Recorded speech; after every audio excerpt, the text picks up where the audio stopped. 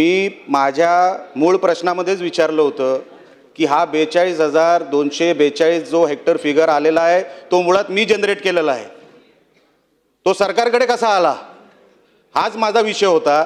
एक विषय तो आहे, त्याच्यावरती उत्तर मला मिळालेलं नाही. विषय दुसरा असा आहे, सुप्रीम कोर्टामध्ये मग आपण जी नोंद पाठवलेली आहे ती कुठल्या आधारावर पाठवलेली आहे? अध्यक्ष महोदय, मंत्री महोदय, अशी जिल्हा प्रशासनाकडे नोंदच नाही आहे, नोंदच नाही आहे. मी प्रांताला विचारलं, मी तहसीलदारांना विचारलं, मी BDOला विचारलं, मी कलेक्टरांना विचारलं, मी माहितीच्या अधिकाऱ्याला विचारलं, सगळ्यांना विचारल्यानंतर मी एक ढागातून हा फिगर काढलाय, याची कुठे नोंद नाही आहे साहेब. मग सरकारने मला जी मॅच करून दिलेली ही जी फिगर आहे ती आली कुठून?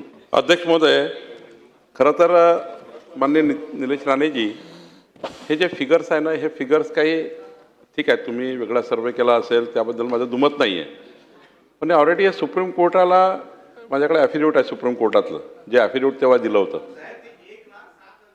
मी पूर्ण होऊ द्या, मी पूर्ण होऊ द्या.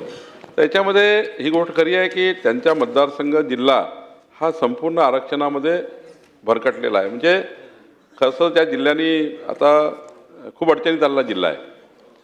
5,20,700 हेक्टरपैकी हे खरं आहे की 2/3 आरक्षण वेगवेगळे आहे, म्हणजे वेगवेगळं राखीव झालं आहे.